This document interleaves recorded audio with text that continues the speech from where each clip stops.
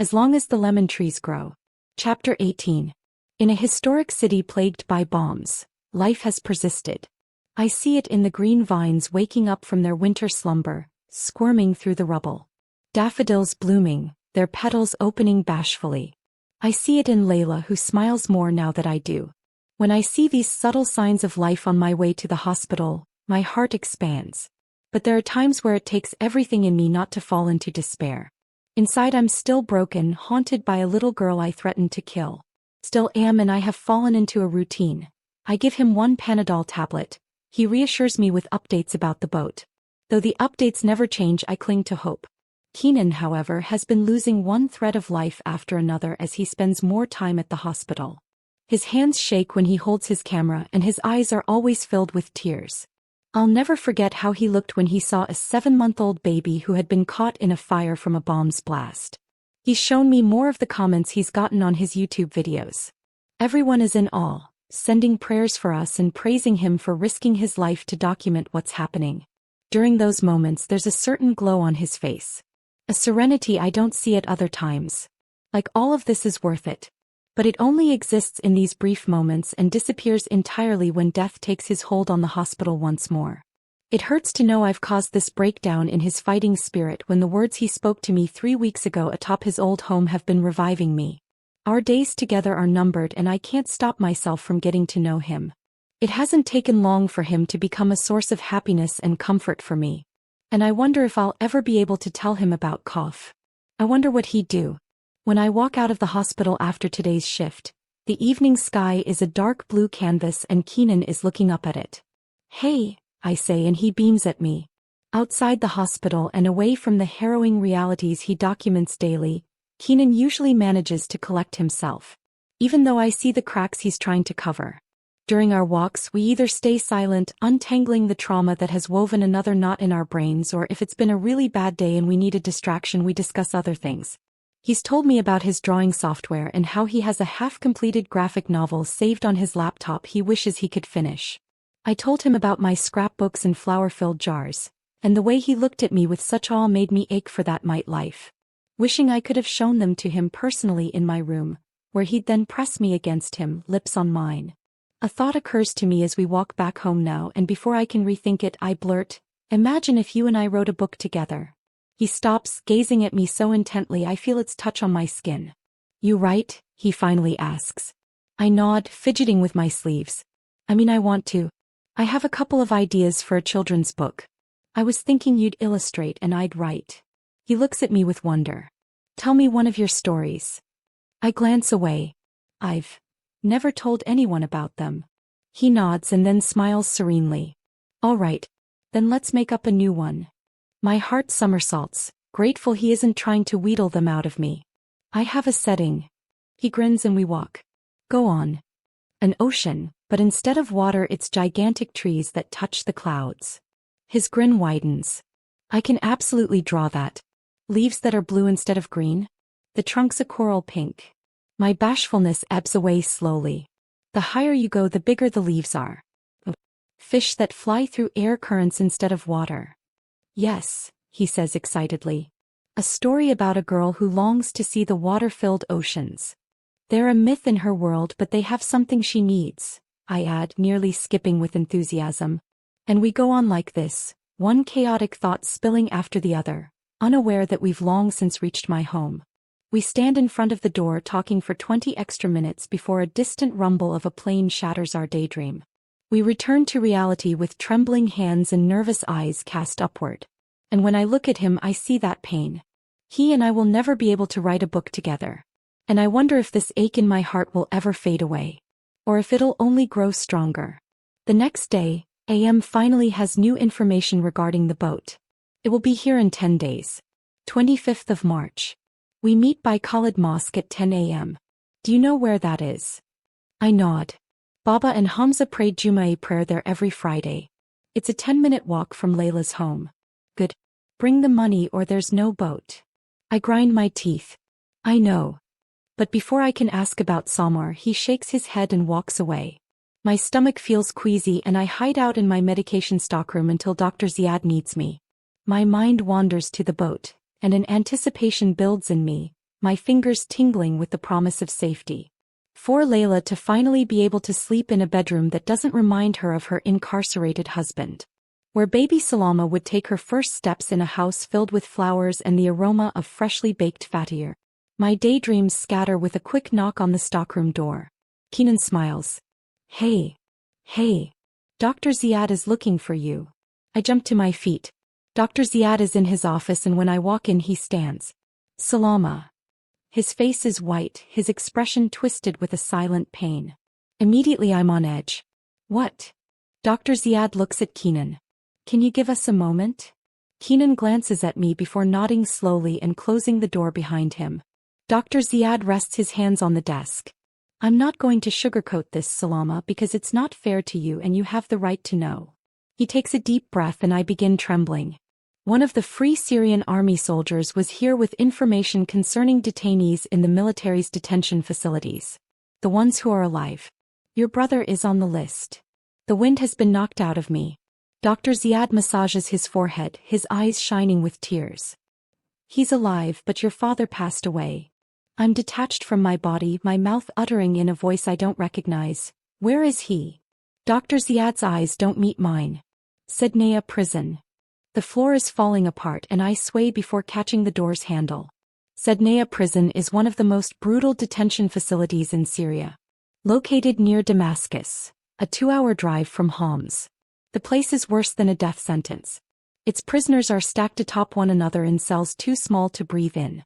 I'm sorry, Salama, he whispers. I'm so sorry. Please take care. I need to leave, I interrupt, flinging the door open and rushing out. My feet pick up the pace until I'm outside and I collapse over the hospital's steps. My breaths heave in and out. Salama, a voice calls, and I look back to see Kenan standing at the top of the steps. My God, you're shaking. He shrugs off his jacket and drapes it across my shoulders before sitting beside me. I close my eyes, breathing in the lemon scent of it, praying it's enough to put the darkness back in its place. Minutes or hours pass, I don't know, but he stays beside me on the broken steps, waiting. He doesn't ask, but I need to form the words. I need to tell someone. The words need to spill out before they drown me. My brother, I begin hoarsely. Hamza. When he was arrested with Baba, Layla and I, we thought they'd both died. We wanted to believe that. But Hamza is still alive. I hear Kenan's sharp intake of breath. Hamza is alive right this second, being tortured while I'm outside, planning on running away from Syria. My hands shake and I clutch my head, trying to calm down. Jasmine, I murmur. A tea made from its leaves eases body aches and helps with anxiety. Jasmine. Jasmine. Jasmine. In my heart of hearts, I know we still must leave, or Layla and I will face a fate like Hamza's. I know that. I know. My chin snaps up. Layla. This is too big of a secret for me to hold in my heart. I can't stack it atop my tower of lies. Kof materializes on the pathway leading up to the hospital stairs and watches me with an impassive expression. There's a calculating look in his eyes and he's gauging my reaction. I need to go home, I choke out and stand catching Kenan's jacket before it falls. I don't want to give it back yet. I need the feeling of security it's giving me to last a bit longer. I'm so sorry, Kenan whispers. When I look at him, his pained eyes are still on me and a thought awakens in my brain. My grief can be used to persuade him. Kof smiles. Don't you see the reality, Kenan? I keep my voice from trembling. Torture. Death. This is happening. It will happen to you if you don't leave. Salama. He begins, standing. No. I shout, balling my hands into fists instead of shaking him. Why isn't this getting through your head? Your siblings will never heal. You will die for a cause no one outside Syria cares about. Those YouTube comments are great, but no one is helping us. You'll rot in jail and be tortured for the rest of your life with no one to save you. Are you seriously leaving your siblings to the wolves? Do you even realize what's happening to the refugees in Europe? He clears his throat roughly. I've heard. Tears blur my vision and he shudders in a breath. Kenan, you think you're being selfless. My voice breaks this time. But you're not. Imagine Lama and Yusuf have reached Syracuse and something happens and I'm separated from them. They never find your uncle. I can't guarantee their safety. I don't even know what I'm doing. They could so easily be kidnapped and sold. Imagine that happens and you're here stuck in a detention facility, your life sliced away from you piece by piece. My nails dig into my sleeves. Is this what you want? No, of course not, he says loudly, and he breaks his gaze to rub an arm over his watery eyes. The boat leaves March 25th, I say, praying the seeds of doubt are working their way into his mind. That they'll grow like cress. Think about whose lives you're risking here. My brain's synaptic signals are malfunctioning, and I can't focus on anything except getting back to Layla. I want to be far away from people and scream and cry and mourn. I'm going home, I say. He nods. I have your bag. Before I can say anything, he walks down the steps. I'm lost in my own agony, relying on muscle memory to take me home as tears stream down my cheeks. Tremors run up and down my skeletal system, fissuring my bones. A war rages inside me and it seems I'm the only casualty. We're here, he says, and I nearly slam into his back. Thank you, I say quietly, offering him his jacket back, and a part of me considers asking if I can keep it for a day. My shock at that thought eases some of the sadness I'm feeling. He takes it and hands me my bag. He notes the tear tracks on my face, a realization unclouding in his eyes. Salama, he says softly, and my eyelashes flutter. The way he says my name, pronouncing each vowel and consonant, even now makes me feel like flowers are growing in my veins. Yes, I say, matching his tone. He bites his lip. Please take care of yourself. I wrap my arms around my middle. I am. He smiles sadly. Are you? His gaze dips from my sharp cheekbones to my bony wrists.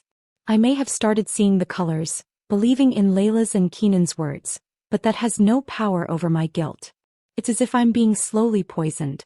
Finding happiness is merely treating the symptoms and not the cause of the disease that grows stronger by the minute. My stomach can't hold food down long enough, and I spend my nights either tossing helplessly to the nightmares or suffering from insomnia. The result is a frail body holding a brittle mind, waiting for a whisper of a catastrophe to fall apart. Keenan takes a step closer, crossing whatever chasm of intimacy lies between us, and as the laws of physics go, the pressure increases. A halo, courtesy of the afternoon sun, rests on his chestnut hair. He's saturated in gold and I feel my breath catch. There are enough people hurting you, he whispers. Don't be one of them. He raises his hand and his fingers skim my sleeve. His breaths are low, he's closer than ever before, and I glance up at him. Longing drips from his gaze and I have one foot over the edge of a cliff. See you tomorrow? He asks, his voice a mix of hope and anxiety. Yes, I say breathlessly, and the next second his back is to me as he walks away. My heart is still pounding dangerously when I close the front door and slide against it. In the few seconds of quiet before Layla discovers me, the shock transforms to reality. I sob big fat tears. I sob like the tears have been building up behind my eyes for months, waiting for one more drop to flood out. Frustration cleaves my heart. A thudding of footsteps rushes down the corridor, and Layla skids to a halt in front of me. Salama, she exclaims. What happened? I can't speak, covering my face with my hands, drawing my knees to my chest. She sits beside me, immediately pulling me to her warmth. She holds me close, hugging my head to her chest. Tell me what happened. Through a blubber of tears, I gasp out each word. I can't look at her. Her arms go slack around me and she stiffens. For a long time she doesn't say anything. Muffled voices from outside filter through the door. I don't dare look at her, lost in the burning feeling inside my chest. Should we stay? I say between hiccups. Salama. Her voice is quiet, defeated. Look at me. Reluctantly, I drag my eyes to hers and see them, ocean blue, leaking tears down her cheeks. We're leaving, she says in a strange voice. But, please, we have to leave. He would want this. Her voice is fractured with the pain she's trying to hold back. I bang my head against the door. As he would. I promised him. If we die here, it'll destroy him even more, she says. Salama, we hoped he was dead. But it was just a wish. A part of us always suspected he wasn't. I clear my throat. She shakes her head. I can't think about that now, Salama. If I do, her voice breaks. I don't think I can convince myself to be okay. He takes hold of my hands. Let's talk about something else. There's desperation in her face. She's wildly looking for something to distract her before she succumbs to the grief. Tell me about Germany, I breathe. Tell me what we'll do in Munich. She closes her eyes briefly and inhales deeply, and her grasp tightens. I was thinking we should have our own restaurant there. The surprise freezes my tears. What? She nods, gaining strength from that dream. Our food is delicious, and I read once on Facebook about a Syrian restaurant in Germany that was successful with the locals. We can make money for your university and apartment and stuff the baby needs. It's also a way to spread the word about what's happening here. I'm astounded, taken aback by her endless optimism. And finding happiness? I smile weakly. She doesn't return the smile but kisses my knuckles. Finding happiness. Her eyes are bloodshot, but she stares right back at me, and I don't want this moment to end. But you know I'll be the one to make the naif, right? A short laugh escapes her lips. Of course. You don't have the approval of every Syrian grandmother because of your charm. The smiles come easier now. You know, I think that's why I stop. Layla's brows furrow. What? I remember Mama asking me repeatedly to make it when they were coming over. I say slowly, snippets of my old life floating out of reach around me. She was asking if I had all the ingredients. Being so insistent. I let out a disbelieving laugh. I didn't even. Well, takes a war and 1 whole year for me to realize. I think Kenan really likes naif. He squeezes my hands. He really missed out. The thought makes me sad. Yeah, he did. Layla goes to sleep early, wanting to be alone, and I tuck the blanket around her firmly. She turns away from me and collapses in on herself. I watch her for a minute before going to my room. Cough stands in the middle of it. Since Kenan showed me the sunset, it's become easier for me to deal with cough. The visions he shows me feel less all-encompassing now, and we spend most of the time talking, working through worst-case scenarios. The talks have helped with my guilt, giving my heart the motivation it needs to leave. Don't worry, I say tiredly, slumping down on my bed and shaking out my hair. I'm still leaving. He taps his fingers over an elbow, looking almost sympathetic. Good. You might not get your money back. Not to mention that if you're caught, I interrupt, falling over the bedspread. Waterboard. Electrocuted. Raped. Layla's baby ripped from her uterus and left to die. Yes, I know the horrors. We've been over them. He watches me silently.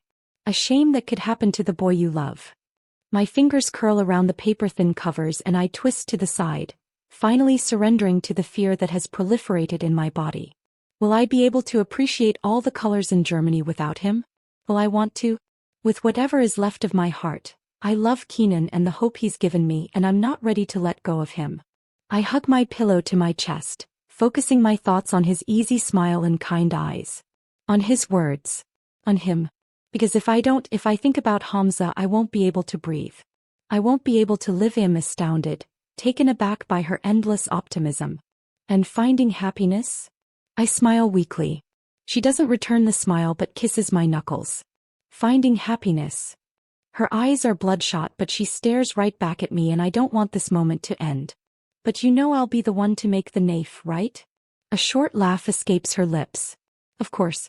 You don't have the approval of every Syrian grandmother because of your charm. The smiles come easier now. You know, I think that's why I stop. Layla's brows furrow. What? I remember Mama asking me repeatedly to make it when they were coming over. I say slowly, snippets of my old life floating out of reach around me. She was asking if I had all the ingredients. Being so insistent. I let out a disbelieving laugh. I didn't even. Well, takes a war and 1 whole year for me to realize. I think Kenan really likes naif. He squeezes my hands. He really missed out. The thought makes me sad. Yeah, he did. Layla goes to sleep early, wanting to be alone, and I tuck the blanket around her firmly. She turns away from me and collapses in on herself. I watch her for a minute before going to my room. Cough stands in the middle of it. Since Kenan showed me the sunset, it's become easier for me to deal with cough. The visions he shows me feel less all-encompassing now, and we spend most of the time talking, working through worst-case scenarios. The talks have helped with my guilt, giving my heart the motivation it needs to leave. Don't worry, I say tiredly, slumping down on my bed and shaking out my hair. I'm still leaving. He taps his fingers over an elbow, looking almost sympathetic. Good. You might not get your money back. Not to mention that if you're caught, I interrupt, falling over the bedspread. waterboarded, electrocuted, raped. Layla's baby ripped from her uterus and left to die. Yes, I know the horrors. We've been over them. He watches me silently. A shame that could happen to the boy you love. My fingers curl around the paper-thin covers and I twist to the side, finally surrendering to the fear that has proliferated in my body. Will I be able to appreciate all the colors in Germany without him? Will I want to? With whatever is left of my heart, I love Keenan and the hope he's given me, and I'm not ready to let go of him. I hug my pillow to my chest, focusing my thoughts on his easy smile and kind eyes. On his words. On him. Because if I think about Hamza, I won't be able to breathe. I won't be able to live.